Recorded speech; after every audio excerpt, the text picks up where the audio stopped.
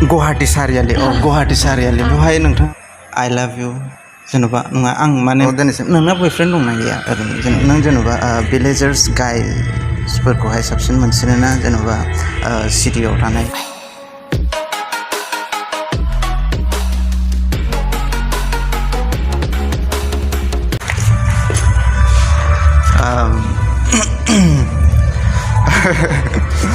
So, hi Dipti, how are you? I'm fine. Okay, and you're looking pretty good. Thank you. माने आं बेखौनो so फार्स्टआव आंनि अडियन्सफोरनो फंनैसो रायलायगोन so लोगोफोर आं दा माबायाव दंफैयो मा मोनलाय जायगाया मेडाम बे बिनेश्वर ब्रह्म इन्जिनियारिं कलेज ओमफ्राय बेवहाय डान्स बड'लेण्ड डान्स श' जागासिनो दिनैहाय सेमि फाइनाल ओमफ्राय मेडामा जाज खालामनो फैदों एक्चुअलि आं जाज नङा माने जाज दंखायो ओमफ्राय जे माबा अर्गानाइज खालामदों बेवहाय आङो टीम हिसाबै दङ क'र्डिनेटर हिसाबै अके जोबोद मोजां ओमफ्राय मेम आं दिनैहाय नोंथांनिसिम आं बे मोनसे कुइसनखौहाय सोंनो बिराद लुबैदों आरोखि ना जेनेबा नोंथांनि एक्सपिरियेन्सखौ आं मिथिनो लुबैदों बे आं नोंथांनि भिडिअखौ दाख्लै नायदोंमोन नालाय बे माबायावहाय मा मेथाइमोनलाय Guwahati Chariali Guwahati Chariali बेवहाय नोंथाङा माबायदि मोनदों एक्सपिरियेन्सफोरखौहाय अन्नानै आंजों एक्सपिरियेन्सनि खोथा बुङोबा जोबोद मोजां मोनदों बियो मोनसे फक टाइप आरोना फकआनो गाना ओमफ्राय जेनेबा गावनि ट्रेडिसनखौ माने देखायनो हादों ओमफ्राय बहुत सिम्पोलानो जादों भिडिअआ मोजां मोनदों आरो आदा राजिब जेनाखि जोंनि गोजाम आर्टिस्ट बेजों लानानैबो मोजां मोनदों एक्सपिरियेन्स खालामनानै मोजां मोनदों बाखि बेनो आरो ओमफ्राय नोंथांनि फंनैसो माबाखौबो खोन्थादो नामा नोंथांनि जार्निया नोंथाङा दा बेसेबां एजआ नोंथांनि आं दा 21 जासिगोन 21 रानिंआव दङ आरो 21 नोंथांनि जेनेबा मा होनो नोंथाङाथ' आं बिराद प्राउड फिल खालामो आरोखि ना नोंथाङा जे बड'लेण्ड मिस बड'लेण्ड मा मोनलाय ससेयाव मिस बड'लेण्ड 2022 ना बेखौ नोंथाङा विनार जानो हादों बिराद प्राउड फिल खालामो आरोखि आं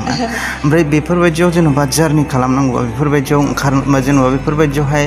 मा सिस्टेमनि स्टेप बाय स्टेप थांनांगौ जाहैयो जेनेबा जार्निनि खोथा बुङोबा एक्चुअलि आङो दासिमबो गोजानाव खालामहैनाय जायाखै आङो लकेलावनो खालामदों स' आं लकेलाव जा एक्सपिरियेन्स मोनदों आं बेखौ बुंनोसै फार्स्ट अफ अल जेनेबा स्टाडिजों लोगोसे फरायनायजों लोगोसे जेनेबा बेफोरखौ हेन्डेल खालामनांगौआ एसेबाबो बयनिबो थाखाय एसे गोरायानो जायो ओमफ्राय बेजों लोगोसे खिन्थु फरायनायजों लोगोसे माने आंनि खोथाखौ बुंसै आङो आंहा माने इन्ट्रेस्ट दङ पेशन दङ एक्टिंआवहाय बिदि मडेलिं खालामनायाव स' आङो माने फरायनायखौ माने फारसे दोननानै ओमफ्राय बेखौबो फारसे दोननानै मोननैखौबो माने हेन्डेल खालामबोदों ओमफ्राय बेयावहाय फैनो थाखाय माने गावबा गावनि सायाव माने बिलिफ लाखिनांगौ माने कनफिडेन्स नांगौ बेनो आरो इजि नङाना बिराद नङा हार्ड वर्क ओमफ्राय टाइम ओमफ्राय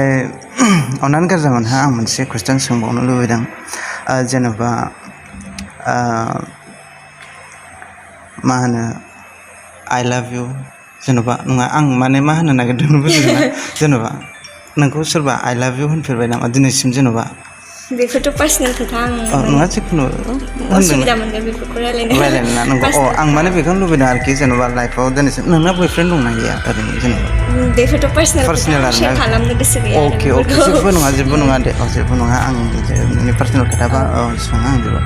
ओमफ्राय जेनेबा दिनैहाय नोंथाङाबो माबायदि मोनदों प्रग्रामखौ नोंथांमोना साक्सेस खालामनो हानानैहाय दिनै सेमि फाइनाल जाबाय प्रग्रामाथ' फार्स्ट अफ अल माने जों बेबायदि माबा माने एक्सपेक्ट गैयामोन कि बेबायदि कन्टेस्टेन्ट मोनगोन होननानै मोजां मोनदों माने पाब्लिसिटिनि खोथा बुङोबा मोजां रेसपन्डआनो मोनदों खिन्थु गोदान हिसाबै जेनेबा एसे मानसिफोरा सोरबा मिथिहैयाखै सोरबा माने फैयै बेबायदि जादों आरोना ओमफ्राय जेनेबा मोजाङानो मोनदों माने आउट अफ एक्सपेक्टेसन बिदि जादों आरो मोजाङानो मोनदों ओमफ्राय दिनैहाय जोंना अडिशना आलदा डिस्ट्रिक्टआव लानानै दिनै जोबनानै थांबायमोन ओमफ्राय आउट अफ आसामबो जादों जोंनिया ओमफ्राय अडिशननि उनावहाय जोंना क्वार्टार फिनाले जोबनानै थांबाय मैया ओमफ्राय दिनै सेमि फिनाले दङ दिनै सेमि फिनालेयावहाय जायफोर सिलेक्ट जागोन बेफोरखौहाय गाबोन 27 समफोर 28 आवहाय बिसोरखौ फाइनालावहाय पार्टिसिपेट खालामनो होगोन आरो ओरैनो मेडाम मोनसे कुइसन सोंबावनोसै दे अननानै दे गाज्रि दामोन टाइम दंखायो दा एसे ना माने आंनि कुइसना मोनसेबाव बेनो नों जेनेबा भिलेजार्स गाइड्सफोरखौहाय साबसिन मोनसिनो ना जेनेबा सिटियाव थानाय एट्रेक्टिभ जासिनाया नोंसोर गामिनि सेंग्राफोरखौ एट्रेक्टिभ जानाय मोनसिनो ना सिटिनि सेंग्राफोरखौ एट्रेक्टिभ मोनसिनो बेफोरखौ बुंनोथ' बहुत हार्ड माने बयहाबो गावबागाव मोनसे पार्सनेलिटि थायो बे नङा कि भिलेजार्स आलदा सिटिनि मानसि आलदा बेथ' नङा गावबागावनि जेनेबा मोनसे नलेज एक्सपेरिमेन्ट बेबायदि सायाव आरो बांद्राय माने बेफोरनि सायाव बुंनो गोसो गैया जिखुनु आरो मोनसे लास्टआव जेनेबा नोंथाङा मोखाङाव जेनेबा दारि गोनां हौवाफोरखौ साबसिन एट्रेक्टिभ मोनोना ना क्लिन शेभखौहाय एट्रेक्टिभसिन मोनो आंनियाथ' बिराद गोनांखौ मोजां मोनोना ओमफ्राय मोनसे लास्ट कुइसन जेनेबा नों दा सोलिफुबाय थानाय जोंनि बे निउ जेनेरेसन बा दा एट प्रेजेन्टआवहाय जेनेबा जोंनि बर' सावथुन मुलुगावहाय नोंथाङा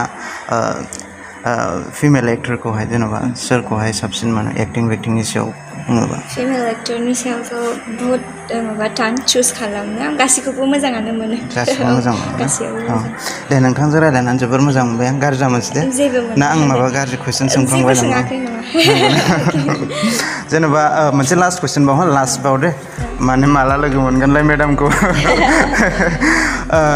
जेनेबा नों बेड बयसखौ मोजांसिन मोनो ना गुड बयसखौ मोजांसिन मोनो बेड बयस गुड बयस माने जेनेबा गुड बयस बेड बयस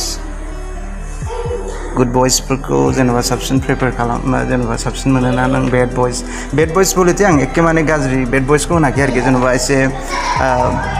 एसे राफ एन्ड टाफ थाग्रा मानसिफोरखौ मोजांसिन मोनोना एसे एकदम सिम्पल एकदम टटेलि सिम्पल बिराद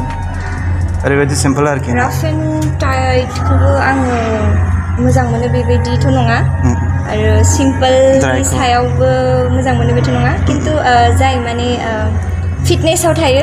बेखौनो आं मोजां मोनो नोंथाङाथ' जिम लागासिनो दा दा स्टार्टिं अके दा मोजां जिमाबो बिराद इम्परटेन्ट जेनेबा मोनसे लास्टआव मेडाम जेनेबा आंनि कुइसना मोनसे लास्टआ बेनो हौवाफोरखौ जेनेबा शाय हौवाखौ मोजां मोनो ना सिरि दर जेनेबा एसे पेक होनलाबाय थाग्रा जेनेबा एसे सिरि थाग्राफोरखौ साबसिन मोनो नामा सिम्पल ओरैबायदि जेनेबा सिचुएसननि सायाव डिपेन्ड खालामो कन्डिसननि सायाव जेनेबा बांद्राय माने सिरि थाग्रा इन्ट्रोभार्ट मानसिखौबो आं बारा मोजां मोना आरो बांद्राय एक्सट्रोभार्ट माने रायलायबाय थाग्रा बेबायदिखौ मोजां मोना मोनसे दङ जेनेबा पार्सनेलिटि एम्बिभार्ट होननाय एम्बिभार्ट मानसिखौ आं मोजां मोनो आरो जेनेबा सिचुएसनखौ माने सिचुएसननि थ्रुयै थांग्रा रायलायनांगौ टाइमाव रायलायगोन सिरि थानांगौ टाइमाव थागोन बेबायदि आरो सिचुएसनजों हिसाबै बिदि थांग्राखौ मोजां मोनो आरो ओमफ्राय नों पार्सनेलि माबाफोर होनो नागिरबावो ना पार्सनेलि बुंनांगौथ' जेबो गैया ना आंखौ मोनसे कमेन्ट होलाय आंखौ बेड बयस नुयो ना गुड बयस नुयो ओरैनो ठीक ठाक मिडियाम ना okay thank you so much दे मैम दे नोंथाङा आंनो बिराद दाम गोसा गावनि समखौ होनायनि थाखाय दे थैंक यू सो मच दे can I shake your hand please thank you nice to meet you okay